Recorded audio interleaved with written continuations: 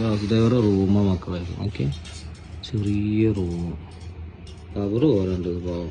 അതുമല്ല, ഇതിൻ്റെ വേറെ രസം എടുക്കണം. എന്താണ് ഭക്ഷണം വെക്കുന്നത്, ബാത്റൂമിൽ വെക്കുന്ന പാവം.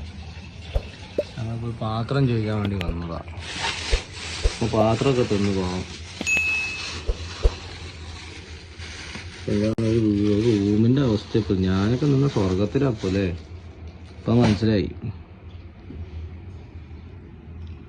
ആവട്ടെ, നാളെ കാണിച്ചു തരാൻ പറ്റില്ല, അതുപോലെ വിഷയമാണ്. അതൊക്കെയാണ് അവസ്ഥ.